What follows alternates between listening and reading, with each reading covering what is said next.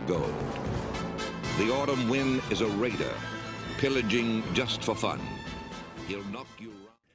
Hey everybody, welcome to this week's episode of the SilentPunt Podcast. I'm your host, Henny Himmons. Joining me this week is Guinness Book of World Record holder, Brian Fowler. Brian, thanks for joining us. Henny, thanks for having me. I really appreciate it. Yeah, I'm fired up. So explain, I watched the other day, you were on NFL Network talking to the folks there about your record. Explain to our listeners what you have just recently completed.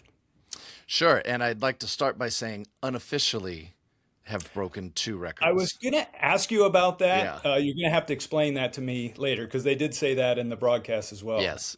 All right. Well, let me explain the records. There were 2 records that I attempted this football season, NFL season. One of them was the most regular season games attended in a season. And the previous record was 33 games, and I went to 56. And to get to 56, it basically meant every Thursday, Sunday, Monday for 18 weeks straight. For 4 months, I was traveling to a game somewhere. And a couple of Saturdays towards the end of the season, a Black Friday was in there as well. But the total was 56, and it was just an absolute incredible journey. Part of that 56 game, though, there's a subset where I went for a second Guinness World Record, which is the fastest time to attend a game at every stadium. And you have to do New York twice because Jets, Giants, and you have to do LA twice, Chargers, Rams. So the previous record there was 74 days, and I did it in 72 days and 20 hours and 56 minutes. Like they go down to the minute. Kickoff of game 1 to the final whistle of game number 32. So kind of within the full 4-month season, as I was trying to do the most games, half of the season I was also trying to do the fastest time to every stadium. Okay. So I have a lot of questions. I'm the sure. first one, usually I think when somebody breaks a record, they break it by like a second or a game or what have you. I watched a lot of your videos. I think I know a general answer to this, but why did you not just break the record? Why did you annihilate the record? Well, first of all, I would say the record that I first became aware of was the fastest time to the 32 teams, right? So you And knew that so one first. yes. And a couple of years ago, I saw a post online and I thought, I might want to do that. And then a couple of years later, I said, okay, this is the year I'm going to do it. So my initial intent was to do the 32 games. Having said that, that 32 games is about 72 days. So it's like a little over 2 months. And I still intended to go to Raider games before and after that record attempt. And in total, I was going to go to 39 games. And then I happened to find the other record for the most games and saw that it was only 33. And I said, well, hang on a second. If I do the fastest for 32 and I still attend some Raider games outside of that, I'll be at 39 and that would beat it. So I should just do both records. So initially I thought I was going to do 39. Then I started getting there were 2 things. One, a little paranoid because honestly, I thought there would be trouble. I thought I would miss games. I thought there would be a flight cancellation. I would get sick. And then, of course, during the season, there was a government shutdown. So TSA was a problem. Yeah. I didn't expect to make it to all 56, but I did. Somehow, some way, I just went through it unscathed, and it was remarkable that happened. But a little paranoia, and then there was also a little bit of the 39. If I missed a few games, you might get close. Suddenly, maybe it's 33. What if I don't get it? That's the paranoia. But also, I thought if I'm going to do this, if I'm going to take time off work and go do this journey, I might as well just go all the way as far as I can with it. And to potentially set it where it takes longer for somebody to beat it, because the 2 women who currently hold the record are from Los Angeles, and they did it 2 years ago. So, it'd be nice to have it for a while. I fully expect somebody's going to beat both of my records at some point. Going into it, just kind of mentally prepare. But it'd be nice to have it for a little while, maybe a little longer than 2 years. We'll see. Sit on the throne a little bit. Exactly.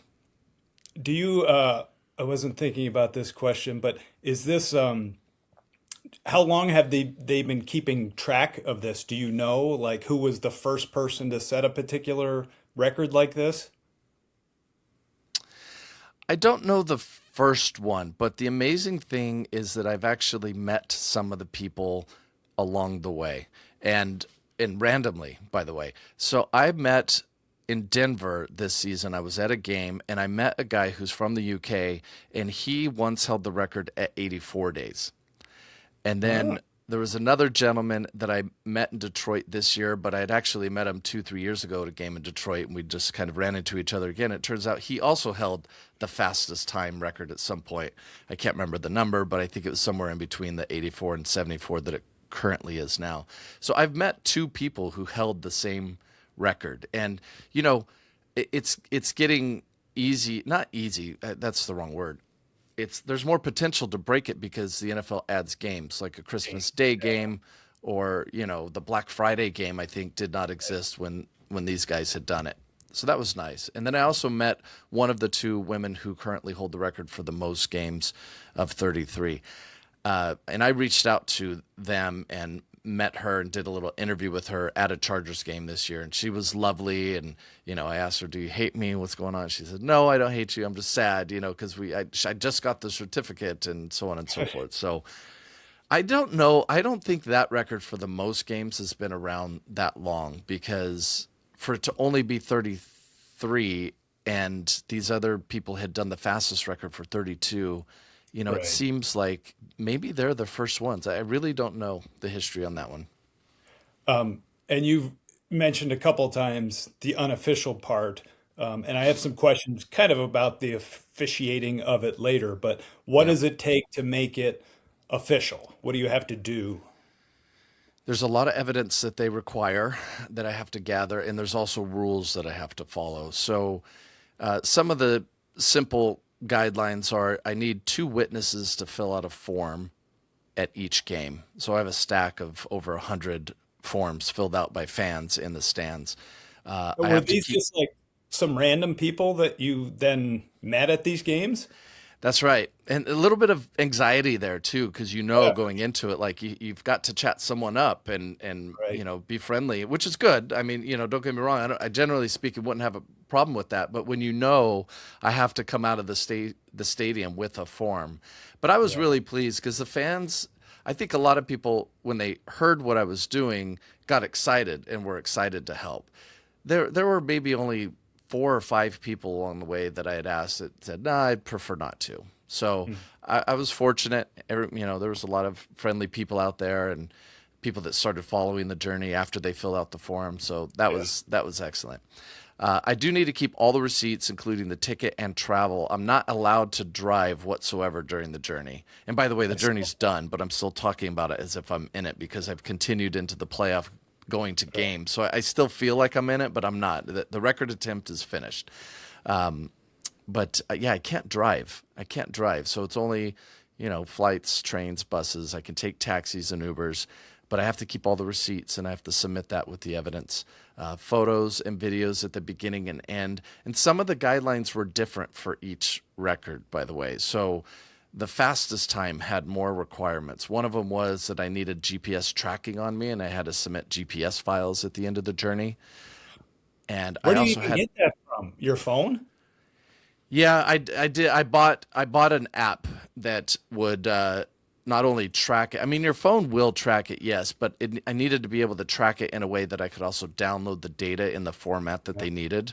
So I paid for a professional, it's something that hikers use a lot for their Right. hikes and trails and things like that. And the tough thing was, I actually applied for the fastest time in January because that was the first record I was going for. And there was some issue with my application that went on for months. Months. Like we were getting really close to the season starting and I still wasn't approved to attempt the record. Like you can't just do a record and then say, Oh, "Hey, Guinness, I did this." You have to get approval to do it first, and then they give you all the guidelines, they give you a legal document and so on and so forth. But it wasn't going through. And then in those months, that's when I stumbled upon the other record for the most games. And I applied for that. That application went through right away, which was great. But the day the day that I was starting the record attempt for the fastest time to all 32 stadiums was actually week 3, Thursday night in Buffalo. So, I started week 1 for the most games, but week 3 is when I started. September 18th to November 30th was the fastest to 32 stadiums. I received the guidelines the morning that I was flying out to Buffalo, and I had expected the guidelines to be the same because we're just going to a football game and, probably 2 witnesses, whatever. And they had more requirements. And so I was suddenly caught off guard and scrambling that day trying to figure out how I was going to do this. So I managed to do it, yes, and I have the GPS tracking. And the other thing they require is for that record, I needed an employee to sign off that I was there. And that was actually harder than getting a fan to do it, because the employees would suddenly get into this thing of like, I don't know if I can sign this. Then they call a manager and the manager's not sure. And I had a couple of issues getting signatures from employees that made the anxiety level really high. I would imagine. I mean, are you asking like the hot dog vendor and the beer vendor, or who do you even go to? Guest services. Every stadium has guest services on every level. There's a guest services somewhere. And it was funny because some stadiums I'd go up, I would explain what I'm doing. They'd be like, amazing. Yeah, let me sign. And then other times they would say, let me just ask. And then they would ask somebody and say, yeah, no problem. But there were a couple of times that got escalated a few times in the stadium, and in Cleveland in particular, they flat out said no. And I spent most of the second half just trying to convince them, this is just you saying I'm here. It's not some, they try to say they recently went through some training about such things and they can't sign whatever. So they gave me a couple of email addresses, and eventually they did email. A week later, they emailed me the form. But for a week, I thought like, that's it. The record attempt's done. Yeah. Because that's the thing. The fastest time, even though it's fewer games, it's riskier because if you miss one game, the whole record falls apart. Yeah. You can't adjust the record because it's all based on Monday night games and Thursday night games, which are fixed. You don't have choices really on those nights. And so if you miss one, the entire record is done. For the most games, going for 56, I expected to miss some, and I could also change my plans. I don't want to go to this game. I could go to that game. But, I was really nervous about that. The other stadium that gave me trouble was Allegiant Stadium, the Raiders. And it was so funny. It was one of the last stadiums, and I couldn't believe it. I was like, you guys, if I don't get this record because it's the Raiders, that's going to be very strange. And it went up to a manager and director. The director said no. I said, can I talk to the next person? He said, no, we can't keep bringing people out here to tell the same answer. But at some point, somebody came up to him and, pointed at his phone. He says, hang on, I need to make a phone call on this. And then he called somebody and came back and said, okay, I can sign it. So I still don't know who made that call and why, but I feel like somebody might have been aware that I was attempting this, or maybe aware of me in general. So I'm not sure, but fortunately they signed it, and I got all 32 employee signatures as well. So that's good. And you go from having that struggle at Allegiant to however many weeks later lighting the torch. That's right. Yeah. The irony of that is not lost on me for sure. And actually that day that I had trouble with them signing, they did sign eventually. And then about a half hour later, I was walking around the concourse and I ran into Sandra Douglas Morgan, who is the president of the Raiders. And she's aware of me. She's one of the first people I talked to about this at training camp, actually. I approached her, and I think even before the season, she was loosely aware of me because I guess this is some of the backstory leading into the record attempt, if you don't mind. But the last 3 years, I've been vlogging Raider games, every single Raider game, and I had a streak of 59 games. And my goal is not to show the game because you could see highlights, of that anywhere. What I was trying to do was trying to show Raider Nation. And so I was trying to show in every city where we play, not just Las Vegas, but all the away games, the night before, all of the parties that would be set up, and there's black hole chapters in cities all across the country, and then the tailgate, and then during the game, and I was documenting that. So the Raiders I've been on their radar, and I approached her at training camp, explained to her what I was attempting, and she said, well, if you succeed, we should think of a way to try to acknowledge that in the stadium. And eventually she put me in touch with people within the Raiders. And then I was kind of just giving them updates throughout the journey, not knowing where it would lead to. But lighting the torch is unreal. That's beyond words. There's not a higher, it doesn't get bigger than that for a Raider fan. Yeah, that was pretty amazing. What one question to kind of wrap up the Guinness part? What is the time frame for their approval? I know they put out a book every year. Is it like you do this work now and it takes the year and then you're in next year's book and publications? How's that all work? Well, first of all, they let you know up front that it's possible that you won't make it into one of the books. And I think that's just a modern thing. I don't know if they publish every year or every few years, but they have so many records. I remember as I was researching this, they get like 50,000 applications every year. So there's no way they could fit everything into a book. And I think they just do a refresh and they, put some new ones in, take some out. I don't know if I'll ever be in the book, but they have all of the records online. And then of course you can get like the little, the plaque, if they approve your record. The timeline should be 12 to 15 weeks. Now I've already submitted my evidence for one of the records for the fastest time because that one ended first. And, there is a way you can pay to prioritize it, but I don't know. I've just had a lot of trouble with the website and the option's not there for me. I considered paying for it because I thought it would be nice to get the answer prior to the season ending, prior to the Super Bowl. I just felt like that would be really nice, but I can't seem to get that through. And I've submitted a question, but I'm waiting and I don't know how long it's going to take. Even with the standard timeline of 12 to 15 weeks, I have read online that it sometimes takes longer because I think they're just so backed up. So it could be months. It could be 3-4 months before it's official. But ideally before next year. And that kind of leads me to take a step back. You mentioned it before. You started, I think, was 2022 your first year really full-time vlogging, going to these games? That's right. Yeah, 2022. And obviously you're a lifelong Raiders fan, I would imagine, like lifelong California Yes. guy. Yes. LA, Oakland. When I started, they were LA. So it was, it was a lot of Howie Long, Marcus Allen, Jim Plunkett. Jim Plunkett was sort of at the end of his run when I was getting in there. But so I grew up in Central California, and in my schools, half of the school is split Niners. It was like Bay Area or Raiders, and there were a few, maybe Rams, Chargers, a few Cowboys here and there, but predominantly Niners or Raiders. And it's right in the middle of the Bay Area and Southern California.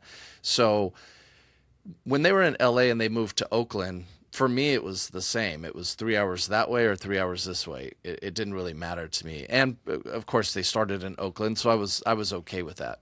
Of course, the sad thing is I moved to Los Angeles 1 year after they moved to Oakland. So I actually missed that. And I think, in my 20s, I was living in Los Angeles. I've been here close to 30 years now, but I was broke. So I wasn't going to a tremendous amount of games up in Oakland, but I would go, maybe once a year, once every few years sometimes, because there were times where I didn't have the money or, I was getting by, working, so on and so forth. As I got older, I started going to more games in Oakland. I started getting my wife into Raiders, which she really wasn't into football at all now. She wasn't into football at all before, but now she's like, Monday night, that college national championship, I was in Bloomington, Indiana, and she was sitting at home by herself watching it on TV. So when I think about her trajectory as a fan, I've put in some work. Yeah, right. Nicely done. So you're a fan. What leads you to then in 2022 want to start blogging it? And had you been going to every game for a few years at that point, or was that your first year going to all the games? It really the precursor was the end of the 2021 season, and I'll tell you, there's a couple of things that happened. First of all, the Raiders had been struggling we've been struggling for like 22 years now, ever since the Super Bowl against the Tampa Bay Buccaneers and John Gruden, who beat us in that Super Bowl the year after we traded him to Tampa Bay. So it's been rough for a long time. And when they made that move to Vegas in 2020, that was COVID. And so the first season in Vegas, nobody could go to games. Vegas, I still live in Los Angeles. That's about a 4.5 hour drive. Oakland is a 7 hour drive, or usually it would be a flight. So when 2021 came around, I went to my first game at Allegiant in Vegas, and I fell in love with the stadium because the stadium is gorgeous, like especially compared to Oakland. Oakland Stadium was very old, and everybody will tell you this. The vibe is different, though. Oakland was amazing. The tailgate was like a Mad Max scene, smoke everywhere, fire, spikes, and craziness. The Vegas tailgate is not quite like that. There's a lot of people coming in from California that definitely kind of try to recreate it or keep it going. It's a lot of the same people, but not as many of the same people. Not as many people can get from Oakland to Vegas. So the tailgate's different, but the stadium is way better. It's gorgeous. It's a little bit of Vegas and a lot of Raiders. It feels like Raiders when you walk in that building. And I fell in love with the stadium. And because it was so close and because I'm at a different point in my life, I felt like I could go to more games. But what happened was we were having a good season in 2021. And John Gruden got fired because of the email scandal.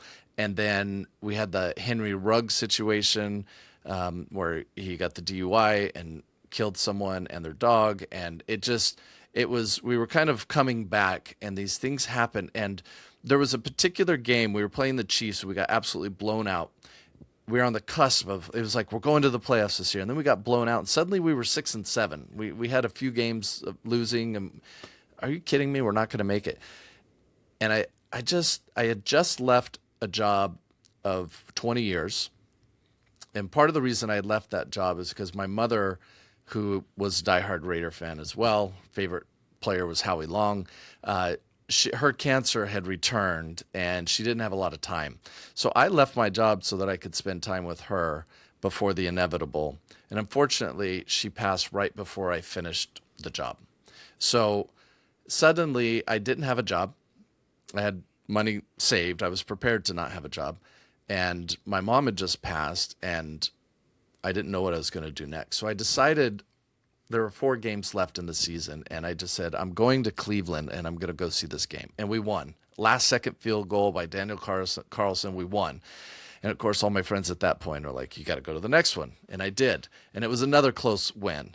And then the third one, I went to Indianapolis, a last-second field goal. I'm not making this up. It was like every single game was just incredibly tight. I went to the last 4 regular season game, which culminated in Allegiant Stadium against the Chargers. It was this insane overtime win where the winner would go to the playoffs, the loser goes home.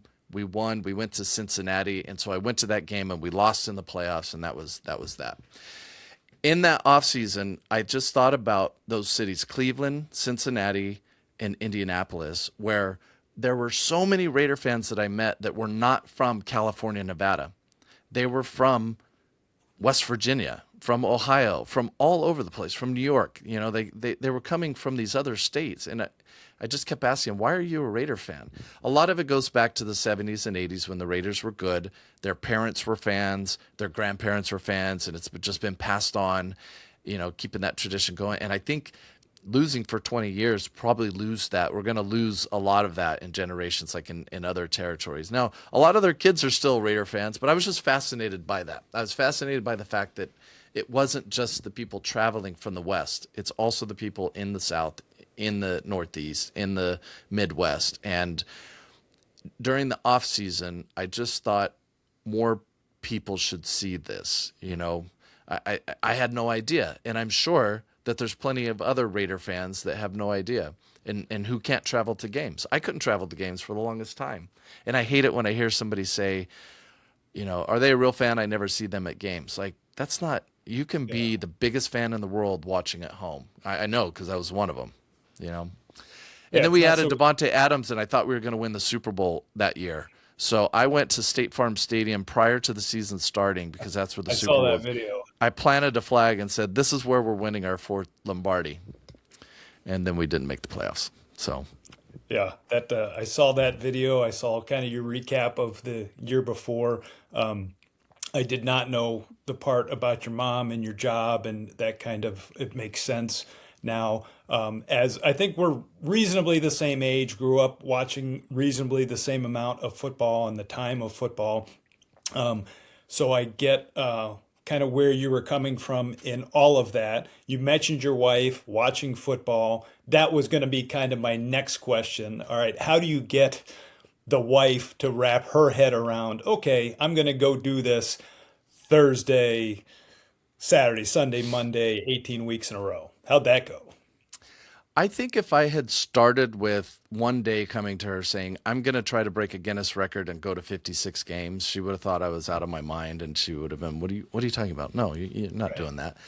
But it was all very gradual and not Okay. planned.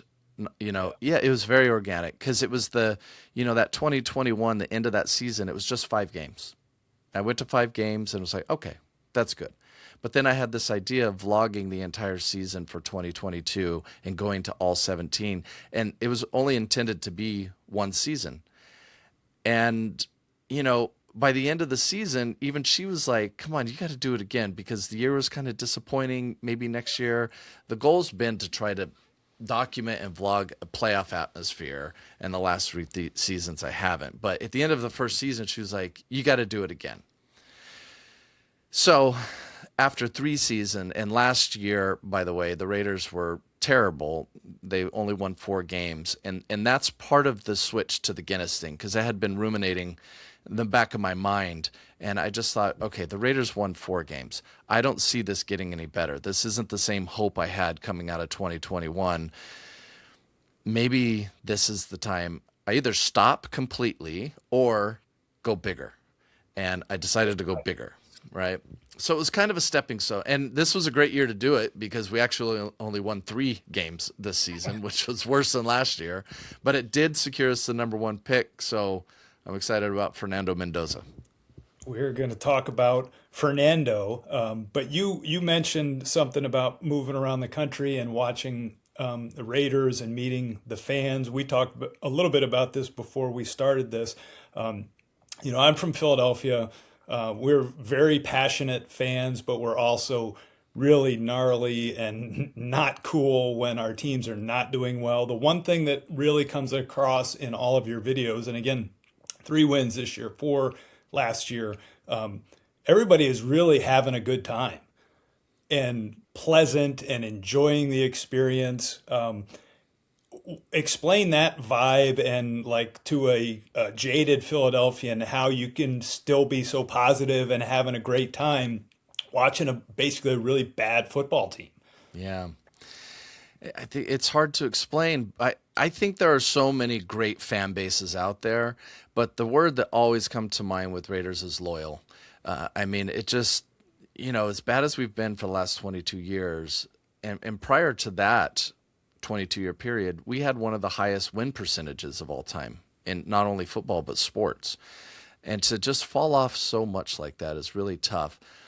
I think it goes back to Oakland, the vibes, the tailgates, the experience, the nation, the family, like a lot of people probably had a bad impression outside of Oakland. Other teams didn't want to travel there. People love traveling to Vegas, by the way, but they didn't really want to travel to Oakland as much because they were frightened or scared. I think there's some of that goes back to the LA days with the gangs and the gangster rap and that sort of thing. But it's not really the case, outside of when there's like Raiders Chargers games, yeah, there's a lot of fisticuffs and things going on at those games. Maybe Niners Raiders is pretty rough too. But outside of that, the Raider fans are actually really, really nice. And they just love to have fun, and they're extremely loyal. And there's one of the famous, we have a lot of different expressions within Raider Nation. One of them is win, lose, or tie, Raider till I die. That's something that I've known since I was like 10 years old.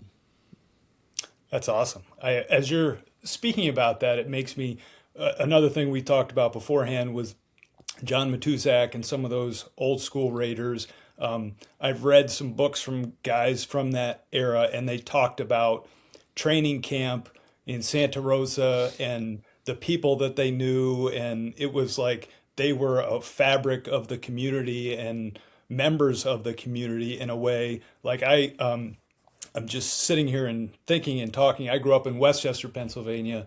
The Eagles had their training camp in my hometown for 20-ish or so years, and I was playing football at the university in that town when John Gruden was the offensive coordinator for the Eagles and Ray Rhodes, and so I would Yeah. see him on campus. But it was never, I lived that experience. I read about the Raiders experience. I never got that vibe like, yeah, the Eagles were there for, 6 weeks, a summer or whatever. But the Raiders kind of felt like, at least in my reading of it in the Oakland area anyway, that they were really a part of the community while they were there. Absolutely. And I think there is a little bit of that happening in Vegas with the players as well. I think there is a huge effort there to be a part of the community, which is a really good thing. I just think that it's got to be hard for a franchise to move. I mean, not a lot of teams do it. I think about the Rams who are in LA, they moved to St. Louis and back. A lot of the St. Louis fans have dropped the Rams since then. Some of them have stuck around, but some haven't. I think with the Raiders, it's different because it's like a little Bermuda Triangle of Oakland, Vegas, LA. And so there's so many fans in that entire California, Central California, that it's all kind of the same. So I think that helps. I don't think we've lost a tremendous amount of our fan base. I think it maybe, like in LA, for example, there's a ton of Raider fans still here to this day. And every time we play at SoFi, we black it out. We just, we take over that stadium. But that will fade in time. Each generation, each year that goes by, you're not going to pump in new fans. And I think that's a problem. But that's what Vegas needs to do. Vegas needs to get some new fans there, and all of Nevada. There's a lot of Raider fans in Arizona as well. And so it's a really loyal fan base. There's other, when I was in New York at the Jets game or Cleveland for the Browns games, these are other franchises that have been bad. Yeah, but very passionate. I mean, those Browns fans have a section where they start their tailgate the night before, and they party in the Muni lot all night and drink, and then kind of pass out, wake up, do the tailgate, and then go to the game. I mean, a lot of passion there. So I think the difference is Raider fans were also a little bit delusional. I think we're more delusional than Jets fans or Browns fans. I think Jets and Browns kind of accept that we're bad and you hope that maybe someday something turns around. But Raiders every year we're like, okay, this is the year we're gonna turn it around. We're gonna go back to the playoffs. And I think that's what's been so gut-wrenching about the last few years is we did turn it around. We did make the playoffs. And then immediately, ever since then, it's gotten worse each year after that. And you go back to the Gruden emails and you go back to the Ruggs. Like, we were on the right trajectory, but down. And that's part of the reason why we're delusional. Every year is our year. Well, you also, like you mentioned earlier, did have a 30-year sustained pace where you were the best in the league. And I'm sure that imprinted upon the fan base. The Jets had a couple of blips where they were really good. The Browns, not so much. So maybe they're destined to, like you said, feel all right about being shitty forever. Right. Exactly. What is next for you? Like, are you going to the conference championship games? Are you going to the Super Bowl? Or is this it for the season for you? I'm going to go to the conference championship in Seattle, Rams Seahawks. Okay. And so even though the regular season ended, those Guinness attempts ended, I did go the first wild card weekend. I went to 3 games, Saturday, Sunday, Monday. And then just this past weekend, I went to 2 games, one on Saturday in Seattle. And then I was in Chicago on Sunday night for that Rams-Bears game, which was fantastic. Freezing cold. It was like 0 degrees, but it was an amazing game. And then that's when I decided to head over to Bloomington for the National College Championship. Even though that was played in Miami, I thought, let me go to Bloomington. I want to see the Hoosiers, the college kids, and see how crazy they get. So that was a fun experience. So yes, I was going to try not to repeat a stadium in the playoffs, which means I really should be going to Denver to see the Broncos and Pats. I'm a little disheartened because of the Bo Nix injury. I think that's problematic for them. I don't feel as good about that game. And I'm choosing Seattle, even though I was just there this past Saturday for Seahawks Niners. I'm choosing that one because I think the NFC West has been a thread this season. I went to a Rams Niner game that was an epic overtime game. There was a Thursday night Seahawks Rams that was the best game I saw the entire journey. And yeah, I just keep seeing these NFC West games that have been, and they have 3 teams with like 12 wins, right? So the Niners are out now. Now it comes down to the Seahawks Rams. I kind of feel like this feels like the Super Bowl in a way. And I know that's not fair to the Pats and Broncos because either one of them could win the Super Bowl against the Seahawks or Rams, but it just feels like this is one of those like, oh, whoever wins this is probably going to win the Super Bowl. And then have you thought about the Super Bowl? Is that in your brain anywhere? At the moment, I'm not going. To be honest, it's just the expense of that, considering how much I've spent to go on this journey of 56 games plus the playoffs, it's just too much for one game. So at the moment, I'm not planning on going. Yeah. That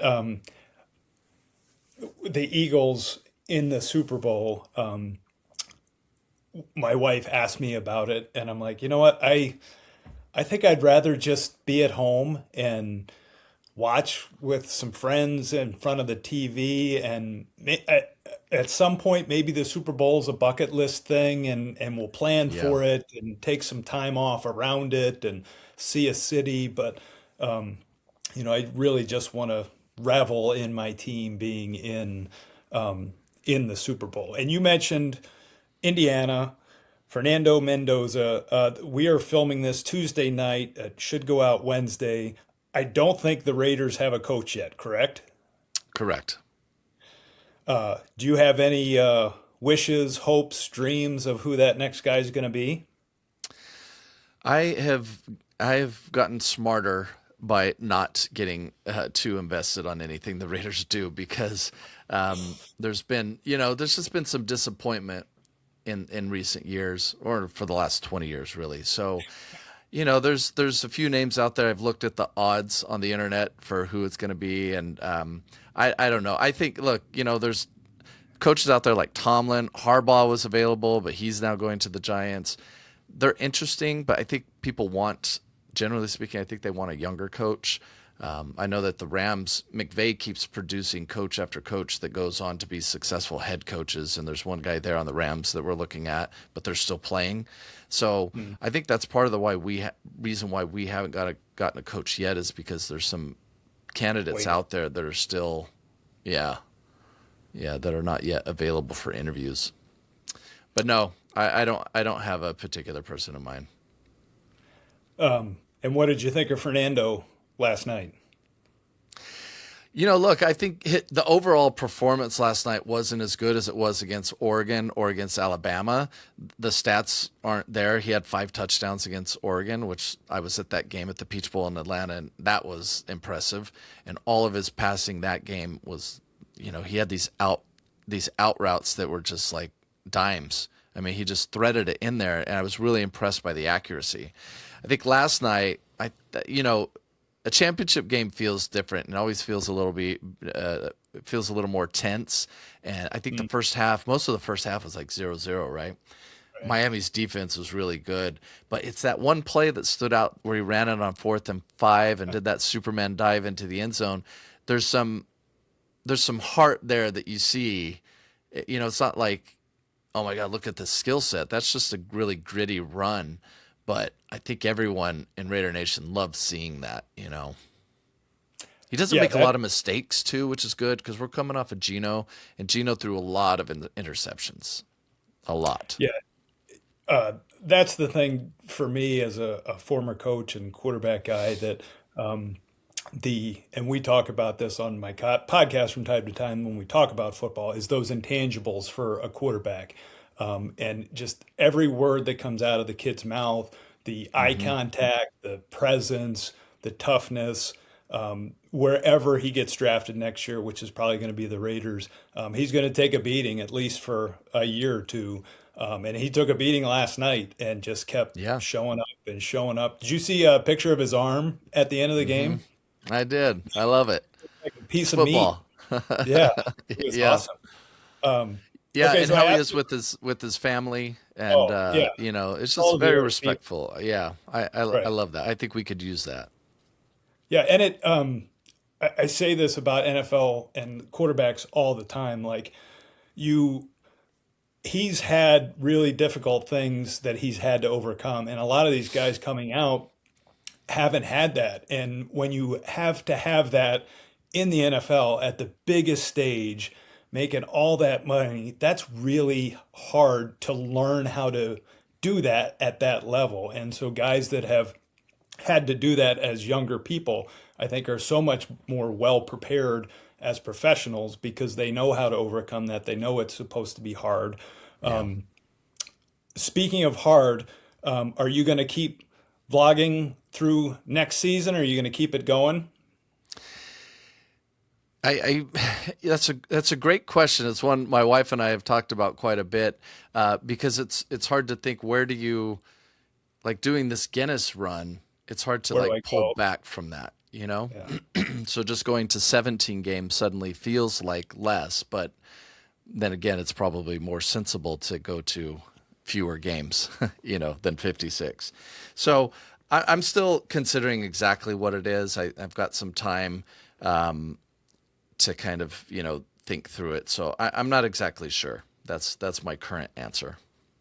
Well, I mean, you've got all these relationships now to build upon and all this experience to build upon. I can only imagine there are really interesting ways you can take it. One of the things, you've got Gruden's shirt on. You got an opportunity. That was this season where you met him and interviewed him, right? He gave me this. Yes. Yeah. Yeah. And his colleague that was in the office when I can't remember the gentleman's name. I should, but he went to get the shirt. And when he handed it to me, he's like, by the way, you're the first non-player to get one of these shirts. So That's I awesome. like that a lot. Yeah, that Gruden didn't say that. The other guy said it, and Yeah, so it was like, wow, that's really cool. Yeah. that is high praise. How did you wind up connecting with him in the first place? It started with my 50th birthday, and my wife, what she did was she reached out to Gruden through Cameo, and she wanted to Oh, do a okay. birthday present, but she explained to him what I was about to do because my birthday's in late July, so it's right before the season starts. Like, my birthday happens, and then there's preseason games 2 weeks later. So she reached out to him. I think you can like pay a little bit more to say more in the box on Cameo because they give you like 250 words, but you can pay to get 1,000 or 2,000, whatever. So she kind of really explained what it was, and she explained the channel, what I was doing, and he actually went to the channel, looked through some of my videos, subscribed, and sent a video, as you do on Cameo, saying like, man, I tell you, the video is really great, and that's on my social media platforms. That video that he initially sent, but from there, he kind of sincerely a couple times in the video said, "We should connect. We should connect." So once I started the journey, and knowing that he's in Tampa, I looked at the game that was in Tampa, and I planned a little bit of travel, like gave myself a little more time there just in case.